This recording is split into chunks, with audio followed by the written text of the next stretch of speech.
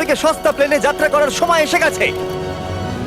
আরে না, আরে না, ও মাই গড, ও না, আমরা অনেক জোরে যাচ্ছি ভাই। Bye Jimmy. এটা আমার একদমই সেফ মনে হচ্ছে না। ওর ক্যামেরার সঙ্গে Wow! এক্ষুনি ধাক্কা লাগছিল, একটুর জন্য বেঁচে গেল। তুমি সিট বেল্ট বেঁধেছো তো? আপনি আমাকে শুধু বাঁচিয়ে রাখার দিকে ফোকাস করুন। আমি চেষ্টা করছি। ঠিক আছে, ও এখন হাওয়াতে আছে। চ্যানেলটা আমি নিয়ে নেব। আমি আমার ফুটেজ পেয়ে গেছি, চাইলে ল্যান্ড করতেই পারো। না, ও প্লিজ চলো, এবার চলো। ও আমাকে স্যালারি দেয়, একটু সাবধানে। আর যদি আপনাদের এটা ক্রেজি লাগে তাহলে ভিডিওটা শেষ পর্যন্ত দেখুন। আমরা পৃথিবীর সবথেকে দামি প্লেন টিকেটে যাত্রা করতে চলেছি। 1 মিনিট, তুমি আমাকে নার্ভাস করে দিচ্ছ। ও মাই গড, ওরা নিচে নামছে। আমরা ল্যান্ড করতে যাচ্ছি। মাটিতে চলে এসেছি, আমরা বেঁচে গেছি। আমাদের পরের প্লেনের ফার্স্ট ক্লাস টিকিট হলো $1000। তাহলে ব্যাপারটা এই হলো বয়স, আমি সমস্ত ফার্স্ট ক্লাস টিকিট কিনে নিয়েছি, তোমরা যেখানে খুশি বসতেই পারো। তোমার কি একটু মিরাকেল মিস্ট লোশন চাই? কেন? কারণ এটা ফার্স্ট ক্লাস ভাই, খুবই ঠিকই আছে। যত্ন। হ্যাঁ? আমাদের সবার কাছে সিটের সাথে একটা টিভিও আছে। এই টিকিটে আছে ভালো ভালো খাবার, বাথরুমের জিনিস আর একটা পাজামা। আমরা এগুলো বাড়িতে নিয়ে যেতে পারি কি? আর লম্বা ফ্লাইটের জন্য রিক্লাইন। এটা নিচে নেমে একটা বেডের মতো হওয়া উচিত। মনে হচ্ছে যেন কবরে আছি, বেশ ভালো হ্যাঁ, লাগলো। এটা সত্যি দারুণ। আর সব থেকে ভালো কথা, এই $1000 টিকিটের সব থেকে বেস্ট পার্ট হলো আমাকে নোলেনের সঙ্গে কথা বলতে হবে না। আমার এই গ্লাসটার জন্য অসুবিধা হচ্ছে, এটা আমাদের বিচ্ছেদ ঘটাচ্ছে। আমি পেছনে হ্যাঁ, একা। এটাই তো আমার পছন্দ হওয়ার কারণ। এতে শুধু একটাই কমতি আছে, এখানে আমরা অতটা প্রাইভেসি পাচ্ছি না। লোকগুলো যাওয়া আসা করছে বলে ভিডিও শুট করতে অসুবিধা হচ্ছে। তাহলে চলো দেখা যাক এর থেকে 10 গুণ বেশি দামি প্লেনে বসে কেমন লাগবে। আর এটা হলো $10,000 প্লেন টিকিট। ও ভাই, এটা তো দারুণ দুর্ধর্ষ। পা রাখার জন্য আনলিমিটেড জায়গা আছে। দেখো এখানে আপনি কি কি পাচ্ছেন সেটা দিয়ে শুরু করা যাক। একটা ট্যাবলেট, একটা বড় টাচ স্ক্রিন টিভি, আমার নিজের একটা ইনসি ড্রিঙ্ক বার, স্ন্যাক্স। এটা ফেস্টিভ্যাল চকলেট বার নয়, আমার রিফান্ড চাই। আমরা ওয়াইফাই দিয়েও কানেক্ট করতে পারি। যদিও আমরা সিটের জন্য 10,000 দিয়েছি, কিন্তু ওয়াইফাই এর জন্য আলাদা করে $20 দিতে হবে। ওটা ফ্রি নয়? আমরা টেক অফ করতে চলেছি, যেটা খুবই দারুণ হতে চলেছে, কারণ সেটা আমি টিভিতে দেখতে পাচ্ছি। আর যেহেতু এটা 16 ঘন্টার জার্নি হতে চলেছে, তাই আমি দেখুন এই বাথরুমটা কত সুন্দর। এখানে আছে একটা সিঙ্ক, একটা টয়লেট আর একটা শাওয়ারও।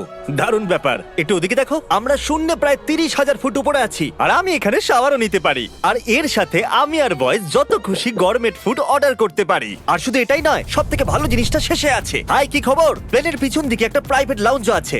হে জিমি, হ্যাঁ, ওয়াও, এটা স্বপ্ন নয়। এটা ছিল $10,000 একটা প্লেন টিকিট। ক্যামেরা উপর থেকে নিচে করো। আর এবার আমি আছি $25,000 প্লেন টিকিটে, যেটা এই সিঁড়ি দিয়ে উঠলেই পাওয়া যাবে। ঠিক বলেছো, এখানে ফ্লোর আছে। এটা দারুণ ব্যাপার না?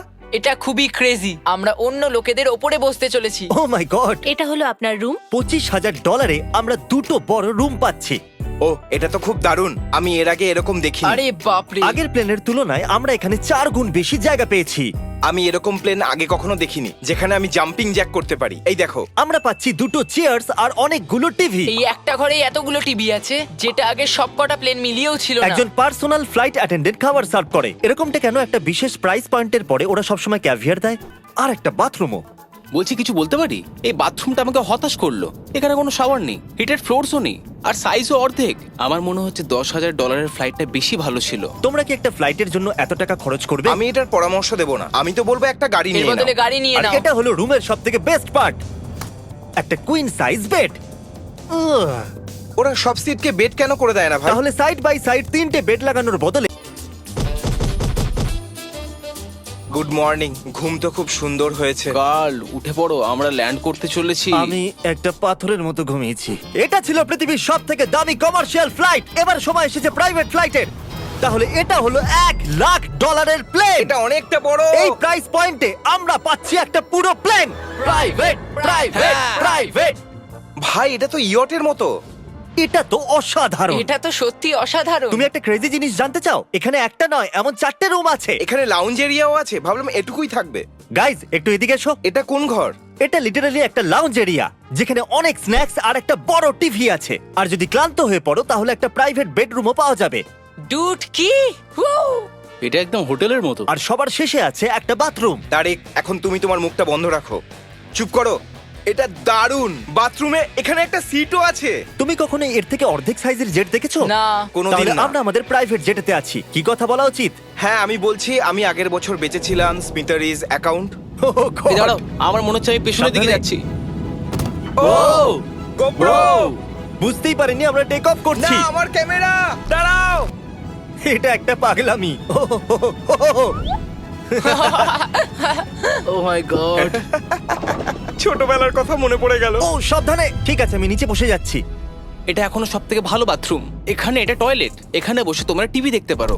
হ্যাঁ নোলেন, আশা করি তুমি বাথরুমে কমফোর্টেবল থাকবে। এখানে হচ্ছেটা কি আমি কিছু বুঝতে পারছি না। না না, ও কখনোই বাইরে আসবে না। ও এটা হলো steak, mash, potatoes Oh, and thank you so much. Veggies. আর আমরা আপনাদের জন্য পিৎজাও বানিয়েছি। ইয়ে! এটা আমার সব থেকে ফেভারিট প্লেন, কারণ এখানে আছে ইউটিউব। কিন্তু আমরা প্রথমে পপ আপ হয়নি, তাই এখন নয়। আমরা বলতেই পারি এটা একটা বড় লোকের বেড, কারণ এখানে 500 বালিশ আছে। এটাকে এখানে রাখি, এখানে এটাকে রাখি।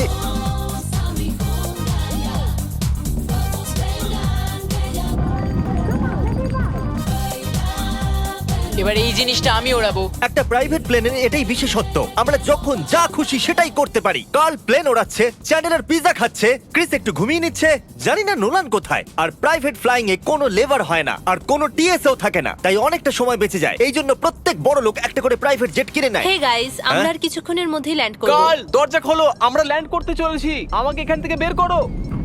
ও ও ও ও মাই গড, এটা তো একদমই স্মুথ নয়। এক মিনিট, নোলান কি বাথরুমে? কার্ল, ওকে বাইরে বার করো। ও ও, তোমার ফ্লাইট কেমন ছিল? ওই $1000 ফ্লাইট থেকে তো ভালো ছিল। আর এখন এটা $3 লাখ ব্লেম। এক সেকেন্ড আমি ব্লাডটা সরাই। তোমাদের চোখের কাপড় সরানোর আগে কি মনে হচ্ছে ব্লেমে কি লেখা আছে? ওটা কি নলেনের ফোন নাম্বার? সত্যি নোলানের ফোন নাম্বার তাহলে লেখা আছে? মজাদারই হতো। পরের বার। এখন চোখের কাপড় খুলে ফেলো আর পিছনে ঘোরো। আরে আই হার্ট গার্লস মোর। ও মাই কেন? গড। এ সত্যিই ভালোবাসে। না গার্ল, ও শুধু হৃদয় দিয়েছে, ও ভালোবাসে না। না, কি সব ভালোবাসি তো। লিখেছে? ও আমি কি একে ধাক্কা মারছি? ও, এটা তো নড়ছে। এই বড় এয়ারক্রাফটটাকে দড়ি দিয়েও টানা যায়। আর আপনারা হয়তো ভাবছেন আমি $3 লাখ দিয়ে এই বড় ব্লেমটাকে কি করে এফোর্ড করতে পারলাম। জিপ রিক্রুটার একটা রিক্রুটিং প্ল্যাটফর্ম যেখান থেকে আমি সবাইকে রিক্রুট করি, যেমন এডিটর, ক্যামেরাম্যান, অ্যাকাউন্টেন্টস। দেখা যাক এতে উঠলে এটা নিচে আসে কিনা। এ মাটিতে নেমে গেল। মানে আমি মোটা মানে তুমি ব্যায়াম করো। অথবা মোটা। জিপ রিক্রুটারে লোকেরা তাদের কাজ খুঁজতে যায়। যদি এই ব্লেমটা ক্র্যাশ করে অথবা ধরো আমি মরে গেলাম, তাহলে হ্যাঁ। তুমি জিপ রিক্রুটারের সাহায্যে নতুন জব খুঁজতেই পারো। এটা তো সত্যি Yay! খুবই সহজ। থ্যাংক আমার ইউ এই ব্যাপারটা বন্ধু। ঠিক পছন্দ হলো না। ঠিক আছে, চলো যাওয়া যাক। বিদায় চ্যান্ডেলার। গুড বাই, সারা জীবনের জন্য। ও কি সারা জীবনের জন্য ওখানে বললো? ও অন্য কিছু প্রমোট করতে পারতো, কিন্তু ও কার্লের মাকে বেঁচেছে। ভয় লাগছে, এর স্পিড তো বাড়ছে। ঠিক আছে, এবার রেসে দেখা হবে। ও, আমি তো বলতেই ভুলে গেছিলাম, আমরা এই ব্লেমটাকে 1.5 লাখ লোকেদের ওপর দিয়ে নিয়ে যাচ্ছি, যেখানে পৃথিবীর সব থেকে বড় ইভেন্ট হচ্ছে। আর কার্ল এই কথাটা জানেই না। এই ব্লেমে আমি মরে যাওয়ার আগে আমি জিপ রিক্রুটার সম্পর্কে বলতে চাইছি। আমরা সাম্প্রতিককালে জিপ রিক্রুটারে জব পোস্ট করেছিলাম, আর আমি এখন একটা ক্যান্ডিডেটকে কল করে ইন্টারভিউ নেব। এই থমাস, জিপ রিক্রুটারে তোমার অ্যাপ্লিকেশন দেখেছিলাম, শুনতে পাচ্ছ আমাকে? হ্যাঁ শুনতে পাচ্ছি। আপনি কি মিস্টার বিস্ট? হ্যাঁ, আমি মিস্টার বিস্ট। সেটা অবশ্য দরকার নয়। সরি, আপনার আওয়াজটা বড্ড কম আসছে। হ্যাঁ, কারণ আমরা একটা ব্লেমে আছি। এটা বলো, তুমি কবে থেকে এডিটিং করছো?